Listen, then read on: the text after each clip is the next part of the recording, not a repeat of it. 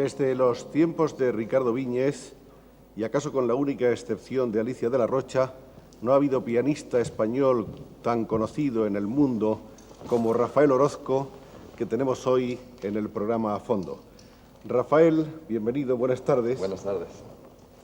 Es Rafael Orozco, cordobés, tiene 30 años, está ahora en la cumbre de los pianistas de su generación.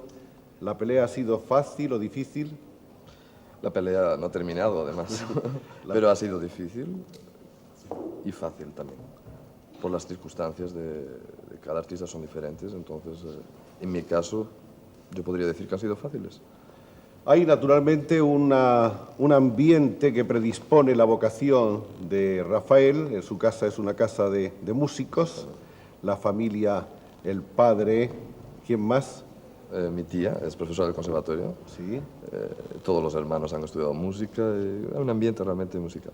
A lo largo de muchos años, de todos los años que duró la etapa gloriosa de Manolete como monstruo del toreo, los españoles escuchamos muy a menudo, y también en México y en todos los países de la progenie hispánica, un paso doble que había compuesto el padre de Rafael Orozco en honor de Manolete, que se llamaba así, Manolete. Orozco, senior, había sido sobre todo músico de jazz. Sí, bueno, un poco de todo, pero en la época que me acuerdo cuando yo era pequeño, era música moderna, música de jazz. Esto es la primera impresión que yo tuve de la música también. ¿Ese tipo de música le interesó a usted alguna vez o no? No solamente me interesó, pero me sigue interesando. ¿Le sigue interesando? Sí, muchísimo. ¿El jazz? Jazz, música moderna, todo lo que es música me interesa. ¿La canción? Sí, ¿cómo no? De cualquier modo, no cabe duda de que usted es un hombre que está volcado hacia la música clásica. Sí, también desde muy temprana edad estudié y la cosa que más me interesaba era la música clásica. De tal manera que ni siquiera parece haberse interesado usted de manera excesiva por la música contemporánea. ¿Música contemporánea clásica? Sí. ¿O música contemporánea popular? Música contemporánea clásica. Música contemporánea clásica es un problema bastante especial. Es una música la cual requiere una especialización bastante profunda. No sé, no es que trate de defenderme, quizás no es una buena defensa, pero en mi caso, personalmente, yo no he profundizado más en la música contemporánea clásica por falta de tiempo. Verdaderamente. Sí, yo creo absolutamente que esta música necesita una dedicación completa.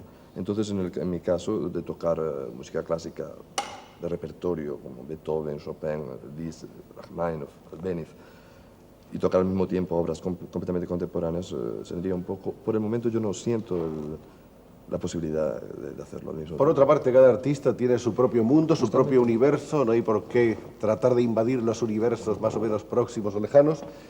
Lo cierto es que usted desde muy pequeño empieza a estudiar el piano, estudia y trabaja de una manera increíble, dicen que casi como un poseso, ¿es cierto que se cuenta? No tanto, yo no diría esto, solamente que en casa yo empecé a tocar el piano creo que cuando tenía 3 años.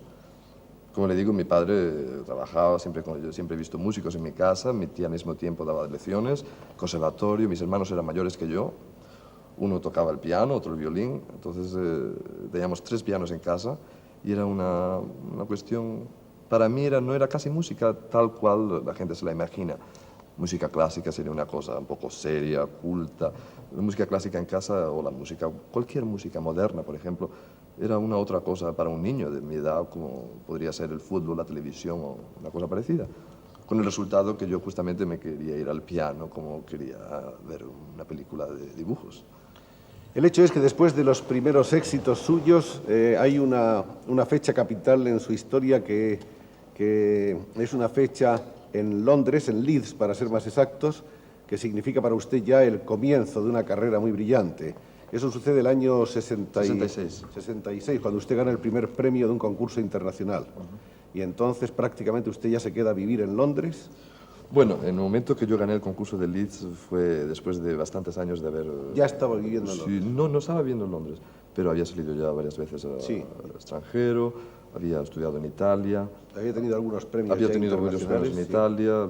En fin, estaba ya un poco en la dirección profesional de la carrera pianística, pero digamos que por falta de una mayor suerte todavía no había dado un golpe Lo de clave. Leeds fue el espaldarazo. Exactamente, lo que dicen el espaldarazo, porque es un concurso importantísimo, porque se reúnen todas las naciones del mundo, presentan los mejores candidatos y al ganar el primer premio, no solamente por la importancia del premio ya como publicidad, sino porque el primer premio acumula una tal cantidad de contratos para conciertos, televisión, discos y cosas de este tipo, que en el momento automático que la persona gana el primer premio, está presentada en todos los países. A partir de ese momento entra usted en el gran engranaje, es usted un poco el triunfador y un poco la víctima de todo ese tráfago, de ese ajetreo espantoso, usted no hace más que viajar. La víctima justamente no creo que me haya convertido hasta 6 años más tarde, 8 años más tarde, porque los primeros años es la ilusión máxima, ¿no? En ese momento cuando uno puede finalmente decir, finalmente puedo actuar con la orquesta de Chicago, la orquesta de Berlín, es el sueño de cualquier pianista. Entonces, la parte un poco incómoda de viajar, estar solo en hoteles a veces, no llega a tocarme. Hasta que llega un momento en que es usted prisionero de su propio éxito. No, porque entonces un poco, pasada esta primera euforia, la ilusión, aunque sigue ahí, porque siempre es la música que siempre gana al final, es la más importante, no es la carrera, queda. Pero la carrera, este ajetreo, como dijo antes, viajes, estos momentos donde está uno un poco solo, un poco cansado, donde a lo mejor uno le gustaría quedarse en su casa, leer un libro, justamente o ir al cine, uno se siente un poco prisionero en ese momento. De modo que a pesar de ser usted tan joven, 30 años apenas recién cumplidos, empieza usted a sentir ya el peso de la púrpura, el peso de la gloria. Bueno, en los momentos negativos, diría yo, porque en los momentos, el 80% de otro tiempo no pienso de esa manera. De cualquier modo, usted es un ser bastante solitario. Usted, que yo sepa, es soltero todavía. Sí. ¿Se ha enamorado alguna vez? Bastantes veces. ¿Se enamora usted muy a menudo? A menudísimo. Porque por lo general el soltero es o que no se enamora nunca o que se enamora muy a menudo, ¿no? Y usted es de Bueno, los depende últimos. de la personalidad de cada cual. Hay gente que, a pesar de enamorarse muy a menudo y tener conatos de intentos de casamientos y cosas de este tipo, realizan después que no es la cosa que quieren, ¿no?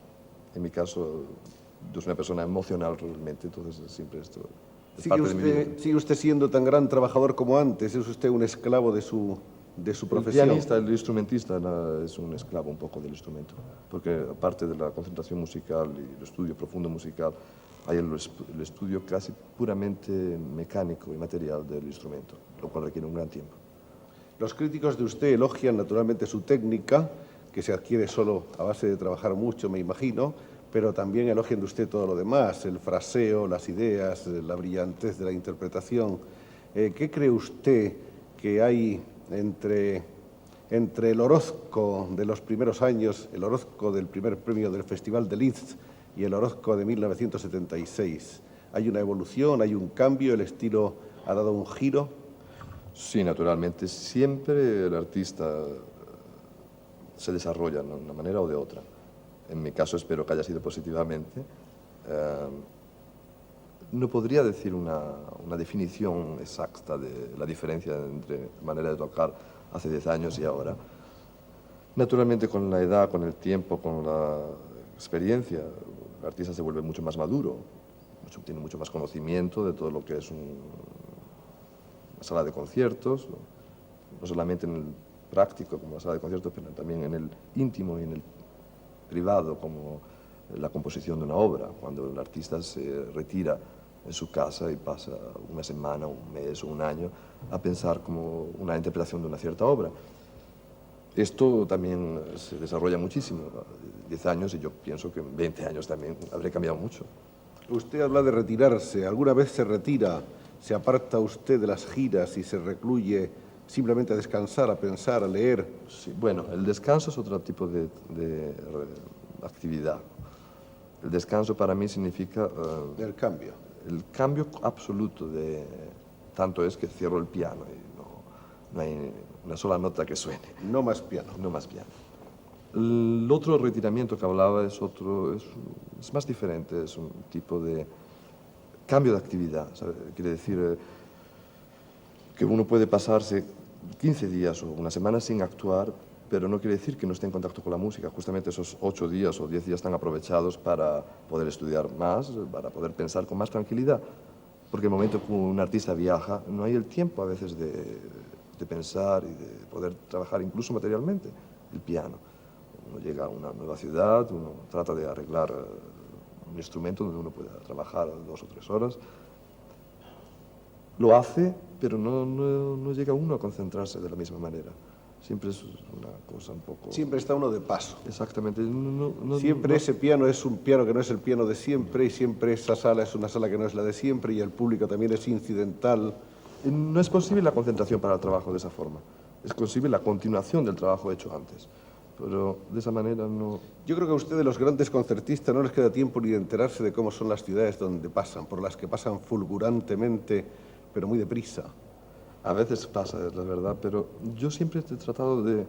Las primeras visitas, sobre todo, cuando empecé a viajar mucho y primeras ciudades interesantes, siempre hacía una especie de calendario en el cual escribía tal a cual hora trataré de estudiar para poder, en cierta hora después, tener una hora de poder visitarlo, alguna cosa que me interesaba. Hay otra fecha importante en su vida que es Osaka 74, ¿no? Sí. ¿Qué pasa en Osaka? Bueno, en Osaka es la primera vez, el primer viaje a Extremo Oriente. Es un cambio tal de cultura. Primero ya la curiosidad del artista por ver la reacción de un público de una cultura completamente diferente hacia una música completamente occidental, aunque ellos han adaptado esta música entre ellos y la actividad musical de un país como el Japón es enorme. Y se queda sorprendidísimo la gente de ver cómo las salas de conciertos están siempre llenas y creo que es el primer vendedor de discos de música clásica en el mundo. Se imagina a Japón con una cultura completamente adaptada de Occidente en cuanto a música clásica. Esto de una forma, de otra, la importancia en mi carrera de una aparición tal como el Festival de Osaka, que es uno de los más importantes del mundo. Sorpresa también por encontrar una acogida bastante calurosa y unos momentos muy especiales para mi carrera. Usted ha tocado prácticamente con todas las orquestas con las que soñaba tocar. Sí. En todas las ciudades donde quería hacerlo. Sí. La música que usted quería hacer. Sí. ¿Pero qué guarda usted para el mañana? Seguir pudiendo tocar estas músicas que tanto adoro y con estas orquestas que tanto me gustan. Esta es mi vida y es mi manera de... ¿En qué país tiene usted sus mayores rivales? ¿Dónde están los jóvenes pianistas que pueden disputarle su cetro? No creo que haya que disputar cetros. Bueno, pero ¿qué país están los mejores pianistas hoy?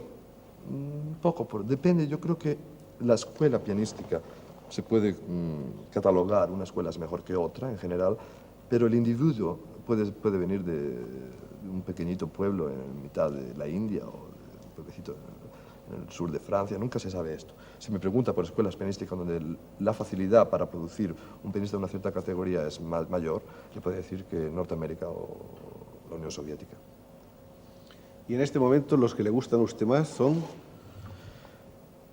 No habría tantos pianistas jóvenes que me parecen que tienen un talento tal que no podría decirle este, el otro, le diría nombres y nombres y nombres. ¿Alguna vez ha pensado en componer? Sí, pensar sí he pensado, porque es siempre una ambición que el músico tiene. Solamente que la realización de este pensamiento nunca ha llegado a tomar forma, por el momento. El músico nunca sabe, quizás más tarde, pues en mi vida, pues...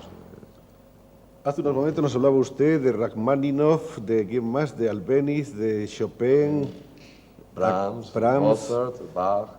¿Con qué criterio selecciona usted su repertorio? Bueno, es un poco el criterio un poco estándar del concertista de piano. Música preclásica, clásica, romántica y contemporánea hasta cierto punto, hasta cierta cultura, hasta mitad de los años 30, 40, que corresponden un poco a todavía las corrientes del fin del siglo XIX todavía. ¿Ha heredado usted algo de alguien? ¿Le debe algo a algún gran pianista, conocido o desconocido por nuestra parte? Bueno, todos los que han sido mis profesores desde que tenía nada, como mi padre, mi tía, naturalmente con Madrid, estudié con el maestro Cubiles, también el maestro Carra, el maestro Calés, en fin, mucha gente, podría mencionarle. Y también estudié un pianista que tuvo gran impacto en mi desarrollo musical, fue el búlgaro Alexis Weissenberg. Por aquella época vivía en Madrid y tuve la oportunidad de conocerle y trabajé con él durante 2 años y realmente puedo decir que es una de las personas que más me han ayudado en mi desarrollo musical. Aparte del piano, ¿qué otras cosas le atraen? ¿Es usted un hombre que se interese por las demás cosas o le basta con estar metido en su mundo? No, imposible. ¿Le gusta leer, por ejemplo? Muchísimo. Todo lo que es arte me interesa, todo lo que es cultura me interesa. Por ejemplo, ¿qué está usted leyendo ahora? Sí que está leyendo algo en estos días. Pues no he empezado, pero acabo de recibir una novela de ciencia ficción, por ejemplo. Fíjense qué cosa tan disparatada, pensarán. ¿Por qué? Bueno, pues es un tipo de literatura un poco extraña, pero quizás porque estoy un poco así de paso, no... En ciertos momentos mi lectura está dividida por el estado de ánimo. Hay momentos donde prefiero un otro tipo de literatura, depende. El cine me apasiona, el teatro me apasiona, el deporte me apasiona también. ¿Se siente usted divo? No. No. No, porque la idea del divo es negativa para mí. Naturalmente, si una persona que viaja, toca, tiene éxitos, está considerada de una cierta manera, uno sabe muy bien dentro de uno que uno es una cierta personalidad. Pero sin embriagarse. Pero, sí, justamente, si ya decimos la palabra divo, ya es una cosa negativa que hay que evitar. Entonces, ¿espera usted que Rafael Orozco no ha hecho apenas más que empezar? Sí. Y que hay muchas cosas que esperar todavía de usted. Yo espero que sea esto, porque yo nunca he tenido una gran, no lo diría respeto, pero atracción por el artista que empieza una carrera a los 15, a los 20, a los 30 años y después de 3 años siempre la producción que da al público es siempre la misma. Parece que esto es una falta de movimiento en el arte. El artista debe cumplir siempre, desarrollarse y siempre ir adelante. Muy bien, vamos a esperar todos mucho de Rafael Orozco y lo primero que vamos a esperar ya en este momento es que Rafael se siente al piano, como hizo brevemente al comienzo de esta entrevista, pero ahora para que le escuchemos ya seriamente. Cuando quiera usted, Rafael. Gracias.